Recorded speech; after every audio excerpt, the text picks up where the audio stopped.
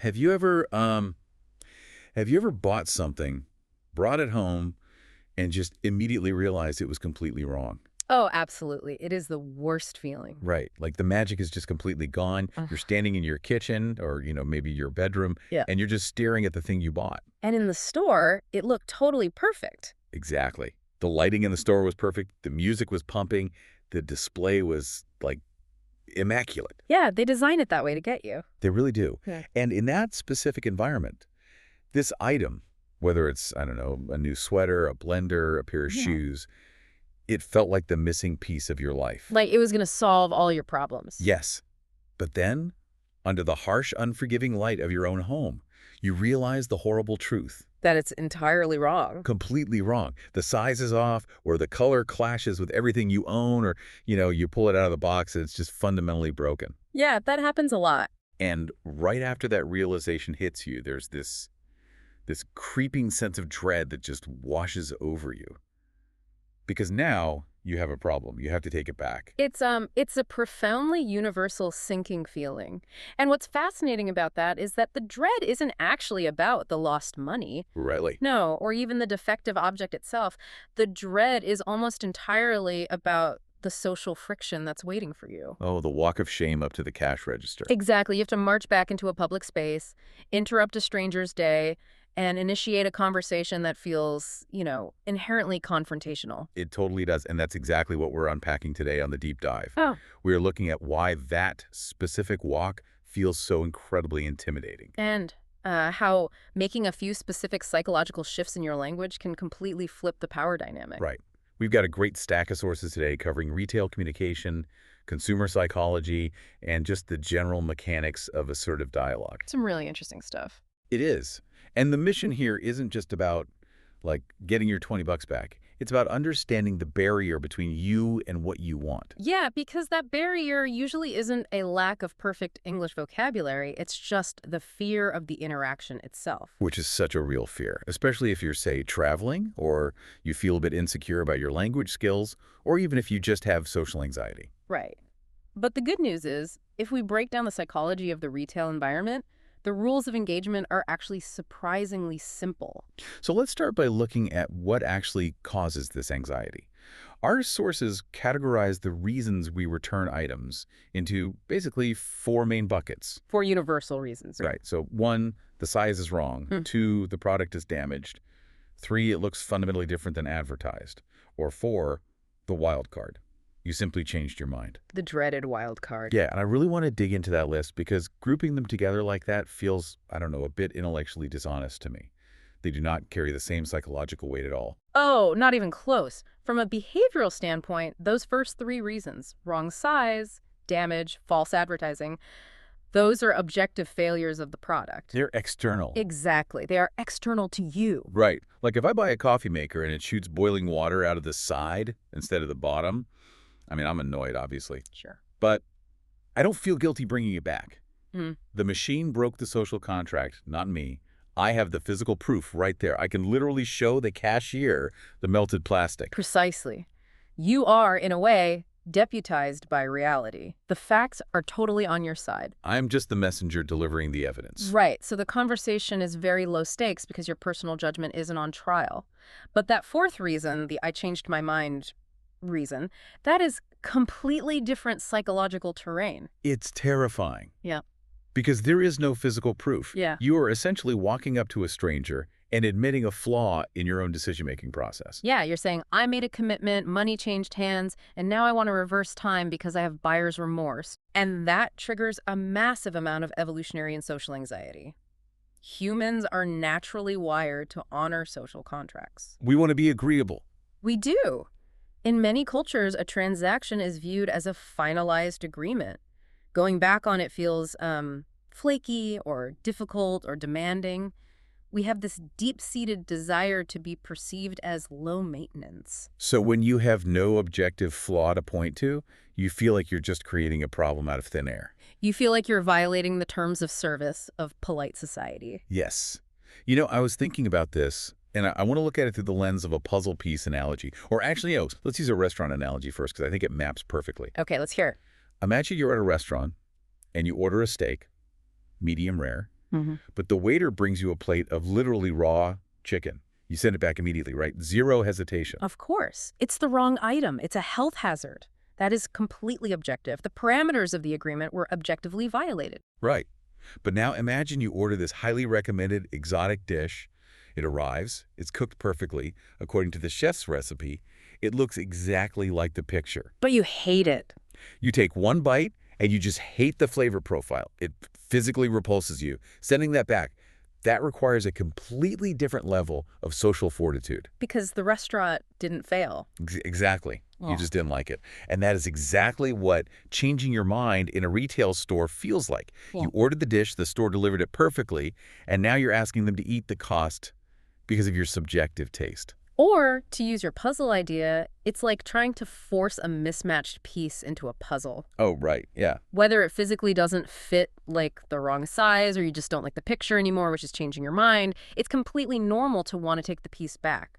But it feels awful. It really does. That is a highly accurate representation of the internal emotional state. But here is where we need to zoom out. We need to look at the macroeconomics of the retail industry to kind of soothe that anxiety. You're viewing this through the lens of interpersonal morality. Right. The store, however, is viewing it through the lens of algorithmic profit margins. Wait, what do you mean by that? Are you saying the store just doesn't care about my moral dilemma? I'm saying the store has already mathematically accounted for your moral dilemma. Retailers, especially the large ones, operate on a model that expects and even relies on a certain percentage of returns. Really, they rely on it. Yeah. They track a metric called the return rate. Depending on the category, like apparel or electronics, that return rate can be anywhere from 10 to 30%. Wow, 30%. So when they price an item, the cost of processing a return for that item is already baked right into the retail price. Hold on. So when I buy a $60 sweater, part of that $60 is literally like an insurance premium covering the fact that someone else, or maybe me, might bring it back. Exactly. The whole system is designed with a shock absorber for human indecision. Think about it. They have a designated customer service desk. True. They have point-of-sale software with a specific button just for return. They have logistics networks set up entirely to move products backward through the supply chain. So it's not an accident. Not at all. This is not a glitch in their matrix. It's a fundamental pillar of modern retail. So when you return an item because you changed your mind, you're not ruining a cashier's day or bankrupting the company. I'm just participating in the cycle. You are simply participating in a highly anticipated, mathematically modeled step of the consumer cycle. Okay, that is incredibly liberating. It reframes the entire interaction for me. We're sitting here agonizing over the social friction, projecting all this guilt onto the situation. While the store is literally just waiting for you to trigger a standard operational procedure. Right. The store doesn't require a moral justification. They just require data input. Which, I guess, brings us to the actual mechanics of the conversation. Yes. How do you break the ice? How do you bridge the gap between your anxiety and their data entry system? So this is where we get into the actual linguistics of the exchange. Yeah. The sources highlight two foundational phrases to initiate the interaction. I want to return this item, and I would like to exchange this. Very straightforward. Almost too straightforward. Mm-hmm. On paper, these seem laughably simple, but I have to push back a little on the pragmatics here. Okay, push back. As someone who analyzes communication, doesn't starting a sentence with "I want" sound incredibly demanding or aggressive for a non-native speaker to use? Aggressive in what context? Well, in the context of a polite society, Uh-huh. if I walk up to a service worker, someone who is probably underpaid and overworked, and I just announce, I want to return this, it feels like a demand. I see what you mean. My immediate instinct is to soften it with layers of social padding. Like, hi there, how's your day going? I'm so sorry to bother you. I know it's really busy, but if it's not too much trouble, I was hoping I might be able to return this. And that instinct is exactly what we need to dismantle today. Wait, really? Why? Because you're conflating conversational etiquette with transactional efficiency. In a casual social setting, sure, I want is a bit demanding, but a retail checkout counter is not a casual social setting. What is it then? It is a high-volume, high-stress environment defined entirely by cognitive load. Cognitive load. Okay, let's unpack that. You're talking about the mental bandwidth of the person behind the register. Exactly. A retail worker is processing hundreds of micro-interactions every hour. They're managing the register, listening to the store radio, watching the line form behind you, and dealing with all kinds of customer temperaments. Sounds exhausting. It is. In communication theory, we talk about the signal-to-noise ratio. The signal is the actual information needed to complete a task. The noise is everything else. Oh, I get it. So my polite patting, the how are you, the I'm sorry to bother you, that's all noise. To a busy cashier, it is absolutely noise. It requires them to parse a whole paragraph of spoken text just to find the functional verb. That makes so much sense. When you say, I'm so sorry, but maybe I could, their brain has to work harder to figure out what button to press on their screen. Are you buying something? Are you complaining? Are you asking for the bathroom? Ah, I see. I'm trying to be kind, but I'm actually giving them more work. I am forcing them to decode my politeness. Yes, exactly. In retail English, directness isn't aggression. Being direct and simple is actually the highest form of courtesy. Wow. When you step up and clearly state, I want to return this item, you are immediately handing them the signal. You remove all the guesswork, you save them mental energy, you're instantly categorized in their workflow, and they can just move on to the next step. That completely upends the way we are taught to speak. We treat politeness as this universal blanket, but you're saying that in a transactional space, efficiency is politeness. It truly is. So I want to return this item, or I would like to exchange this, are perfectly calibrated tools. Okay, let's look at the distinction between those two tools because it kind of dictates the entire flow of the rest of the conversation. Right, return versus exchange. Right, so return ends the relationship with the object and the money. You want the transaction completely reversed. Yes. And exchange signals that the money remains with the store, but the physical object needs to be swapped. The phrasing you choose loads a completely different set of protocols on the cashier's end. All right, so we've stepped up to the plate. We've bypassed the anxiety of the social contract. We've delivered the high signal icebreaker. I want to return this. You've handed over the item? Yes, item handed over. Now comes the moment of truth. The cashier looks at you and asks, is there anything wrong with it? Or why are you returning it? And this is where the panic usually sets in again. Because you feel compelled to justify yourself. Exactly. I call this the panic story. All right. Because you feel like you're on trial, you start inventing or exaggerating a narrative to prove that you are a valid, rational consumer. We've all been there. You don't just say the shirt doesn't fit. You say, well, I bought this for my brother's graduation, and he usually wears a medium, but he started lifting weights, and your shoulders are broader now, so the medium pulls across the back, and my mom told me I should really just get the large. And while you're telling that epic story, the cashier is just staring at you, waiting for a category to select on their touchscreen. It's so mortifying when you realize it, but why do we do that? Why do we give them the entire family history of a piece of fabric? We do it because we're trying to build a rapid coalition. We want the cashier to empathize with us, to validate our choice, to say, oh, I totally understand, you are such a good sibling. We want a friend. Right. But again, we're misreading the environment. The cashier is not a therapist. They're a data processor. This is where our sources introduce the concept of diagnosing the problem with objective phrasing. Okay, diagnosing the problem. Let's cover the specific phrases they give. They are remarkably stark. The size is too small. This product is damaged. I received the wrong item. Notice the grammatical structure of those phrases. What's missing from them? Let me think. The size is too small. This product is damaged. The I is missing. There is no personal pronoun, except in the delivery error one. But mostly, the subject of the sentence isn't me. Exactly. This is a crucial linguistic shift. You are moving from a subjective emotional state to an objective physical state. That's fascinating. You are decoupling your identity from the object. If you say, I bought the wrong thing, you are identifying yourself as the source of the error. But if you say the size is too small, you're identifying the item as the source of the friction. It's like an emotional firewall. You're placing the blame on the physical dimensions of the universe, not your own decision-making. It depersonalizes the transaction completely. This is very similar to how a doctor communicates a diagnosis. Oh, I like this. A doctor doesn't say, you did a terrible job taking care of your arm and now it's ruined. They say, the bone is fractured. It's an objective observation of reality. I love that medical analogy because when you go to a clinic, you don't apologize for your symptoms. You don't walk in and say, I am so sorry, I know you are busy, but my throat is a little scratchy, I hope that's okay. You just state the symptom. Right. I have a sore throat. Because the symptom is the necessary data the doctor needs to provide the cure. In the retail setting, the cashier is the doctor, the refund is the cure, and you just have to state the symptoms of the shopping trip clearly. The product is damaged, the size is too small.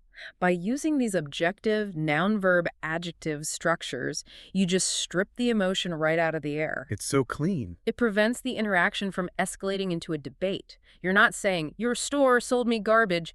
You're just stating a neutral fact, the product is damaged. It's incredibly disarming. It's almost impossible to argue with, the size is too small. What are they going to say? No, it isn't.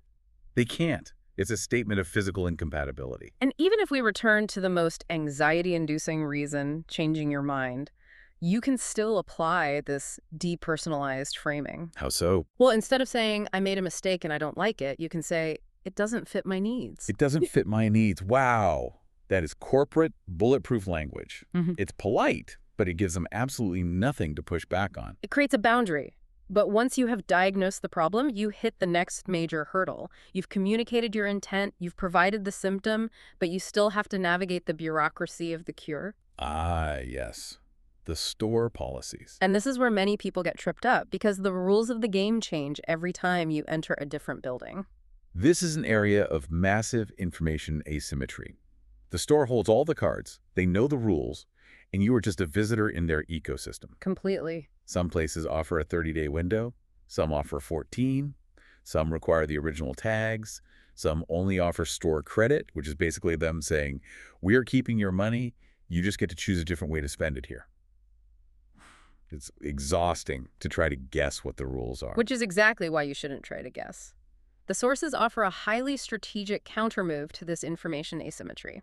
Okay, what's the move? Instead of trying to assert a claim you aren't sure of, you ask a simple question. What is your return policy? Let's analyze the power dynamic of that question. Yeah. Because on the surface, asking a question might feel, I don't know, submissive. You're admitting you don't know something. But strategically, it's the exact opposite. When you ask, what is your return policy, you're putting the burden of explanation entirely on the store. Oh, I see. You take the pressure off yourself and put the ball in their court. You force them to articulate their internal rules into the public space. It's like demanding to see the rule book before you make your next move in a board game. You don't have to nervously ask, can I still return this even though I took the tag off and it's been 8 days? Which sounds like a confession. Right, you don't confess anything. You just ask the open-ended question and let them tell you the parameters. Precisely. It gives you a moment to breathe and listen. Now, while policies vary wildly, there is one universal mechanism that every return policy hinges on, and it's the most critical piece of leverage in the entire transaction. The receipt. The little slip of thermal paper that determines your fate. Do you have the receipt? It is the inevitable question. And we need to look at what a receipt actually functions as in this dynamic. It's not just a proof of purchase. What is it? It is an audit of your credibility. An audit of credibility. I really like that, because without it, you're just a person holding a sweater, making unverified claims. You could have stolen it. You could have bought it 3 years ago. The receipt is the cryptographic key that verifies your story. Exactly. When the cashier asks for the receipt, they're asking to shift the trust from your spoken word to their internal database.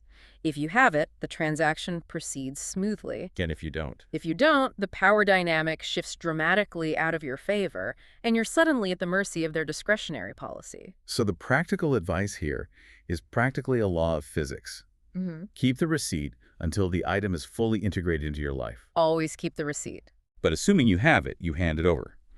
The credibility audit is passed. Now, the store will often present you with what feels like a choice. They'll ask, would you like a refund or an exchange? It's a crossroads. And knowing the precise vocabulary here is vital. Refund is the return of capital. Exchange is the substitution of goods. Right, and refund is such a sturdy professional word. It sounds so much more grounded than saying, can you give me my money back? Which sounds a bit like you're shaking them down. Right. Refund is the language of the system. So we have assembled these linguistic tools: the high-signal icebreaker, the depersonalized diagnosis, the policy inquiry, the vocabulary of resolution. It's a full toolkit. It is. But the real test is seeing how these puzzle pieces snap together in real life. The sources provide a real-life simulated dialogue that we should deconstruct, because the rhythm of it reveals why these strategies actually work. Let's do it. Let's run the simulation. I'll play the role of the assertive, well-calibrated customer, and you play the retail worker who is managing a high cognitive load. Understood. Let's begin. Hello, I want to exchange this shirt. Sure. What is the issue? The size is too small. Do you want different size? Yes, please. And scene. Now, on the surface, to a casual listener, that might sound almost robotic. It is incredibly brief. It is brief, but let's break down the architecture of that brevity. Notice the rhythm of it. It's a perfect example of conversational ping pong. There is an immediate, equal exchange of information. It's remarkably fast. As the customer, I used exactly 8 words to open. Hello, I want to exchange this shirt. I gave you the greeting, the intent, and the object. Boom. And as the cashier, because you gave me a high signal input, I didn't have to spend any mental energy deciphering your goal. I immediately accepted the premise with sure and moved directly to the required data input. What is the issue? And then, instead of launching into the panic story about my brother's gym habits, I used 5 words. The size is too small. Subject, verb, objective, symptom. Which gave me exactly what I needed to offer the cure. Do you want a different size? To which I replied with 2 words. Yes, please. The entire interaction, start to finish, took less than 10 seconds of speaking time. This is the absolute ideal scenario, and it works precisely because it respects the constraints of the environment. There's no emotional leakage, there's no moral justification. It's a pure, frictionless data exchange disguised as a polite conversation. But getting to that level of frictionless exchange requires overcoming an immense amount of internal resistance. It's one thing to analyze the dialogue in a quiet studio.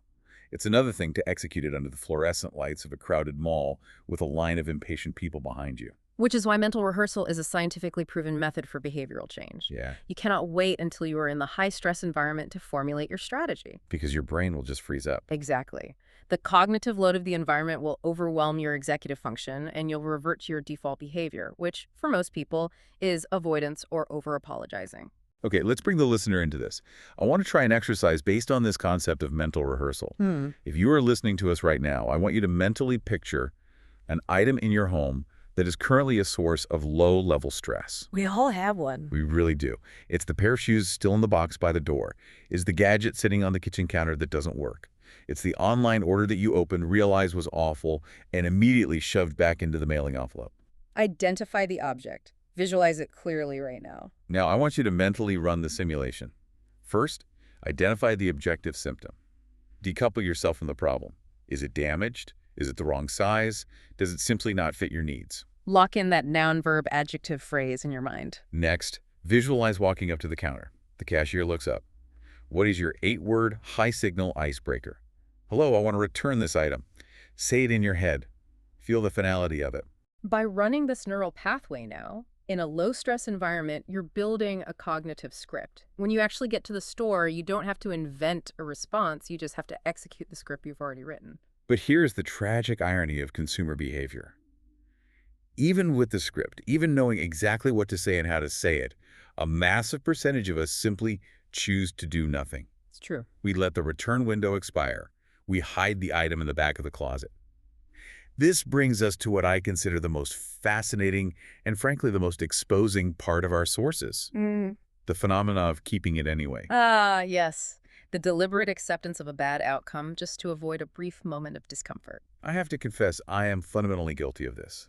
I can sit here and break down communication theory all day long, but I have absolutely fallen victim to this exact behavior. Oh, we all have. Do you have a specific example? Oh, definitely. A few years ago, I got this incredibly expensive structured jacket. I tried it on in the store very quickly, over a thick sweater. It seemed fine.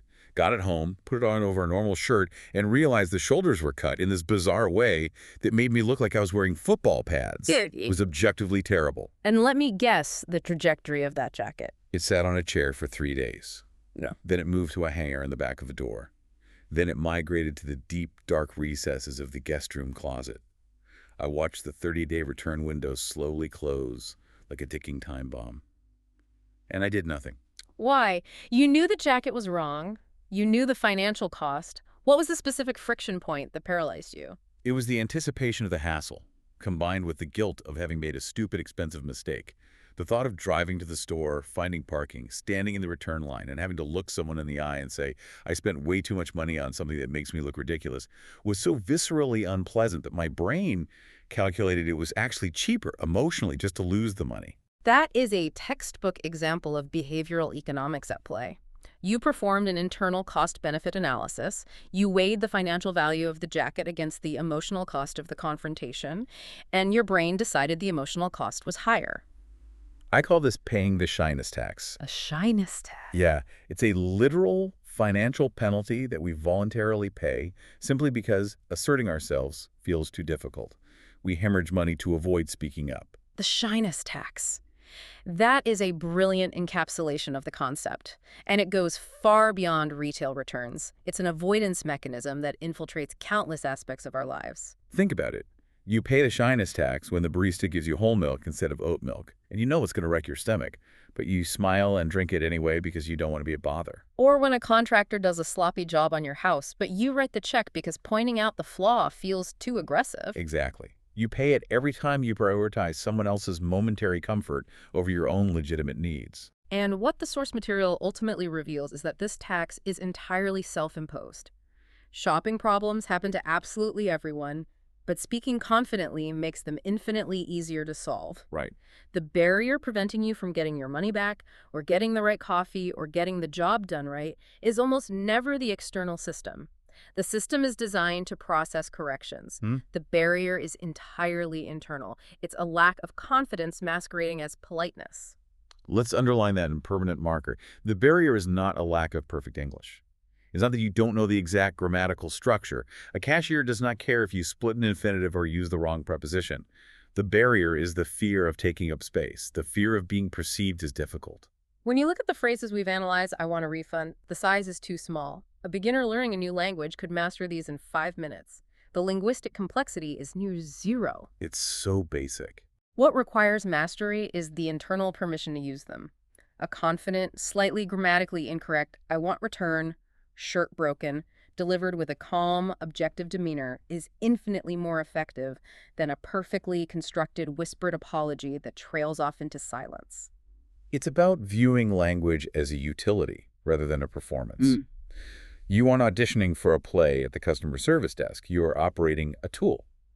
If you need to hammer a nail, you don't worry about whether the hammer looks elegant. You just hit the nail. These phrases are your hammer. I want a refund. It's the hammer. You just have to pick it up and swing it. And the more you swing it, the lighter it gets. Confidence in these micro-interactions is highly cumulative. Every time you successfully navigate a return without apologizing for your existence, you rewire your brain slightly. You teach yourself it's okay. Yes, you teach your nervous system that asserting a boundary does not result in a catastrophic social collapse. The cashier presses a button, the receipt prints, and you walk away whole. You realize that the monster you were terrified of was just a point-of-sale system. It's incredibly empowering. We really have traveled a massive conceptual journey today, starting from a very specific, mundane task and ending up at the core of human assertiveness. It's been a great discussion. Let's do a comprehensive recap of the architecture we've built today. Briefly summarize the core journey so everyone can remember it.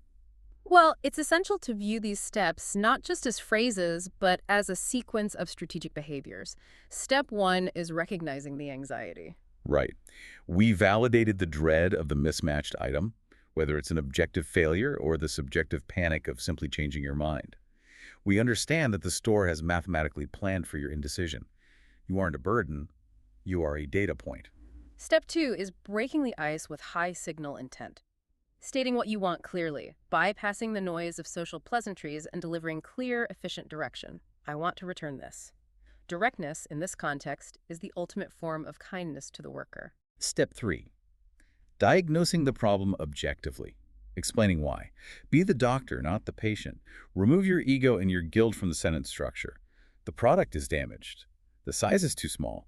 Depersonalize the friction so it cannot escalate into conflict. No panic stories allowed. Step 4 is navigating the policy bureaucracy. Asking for the result. Utilizing the strategic question, what is your return policy, to shift the burden of explanation and ensuring you possess the ultimate leverage, the receipt, to pass the credibility audit. Asking, can I get a refund? And finally, understanding the rhythm of the exchange, keeping it brief, functional and practical, and most importantly, recognizing and refusing to pay the shyness tax. Remember, perfect English is not the goal. Practical confidence is. It is a robust toolkit for navigating not just a retail environment, but any transactional space where your needs must be communicated clearly and without apology. So, as we wrap up this deep dive, I want to leave you with a final provocative thought to chew on as you go about the rest of your week. I want you to go back to that item we visualized earlier, the one hiding in the closet, the physical manifestation of the shyness tax. Next time you look at it, I want you to ask yourself, what was the actual cost of keeping it? Because it's rarely just the financial loss. Exactly. It's the reinforcement of a habit. Every time we avoid the small, manageable friction of a retail return, we are training ourselves to shrink away from larger frictions. But let's flip the script. If you can conquer that localized, specific fear at the checkout counter using simple, direct, depersonalized communication, how might applying that exact same framework change the rest of your life? That is the ultimate question. Where else are you accepting a bad fit? If you can confidently look at a cashier and say, this doesn't fit my needs, where else do you need to say that? Maybe it's a project at work that is eating up your weekends. Maybe it's a social obligation that leaves you exhausted. What would happen if you applied the objective diagnosis to those situations? The scope of this project is too large. This schedule is unsustainable. No panic stories, no over-apologizing, just a clear, high-signal demand for a better fit. You might find that the world is much more willing to process your return than you ever imagined. Find your voice. Start paying the shyness tax. Remember, effectiveness does not require perfection. It just requires practice. Next time you need to make a return, pick up the hammer, walk up to that counter, and handle it like the absolute pro you are. Until next time, stay curious.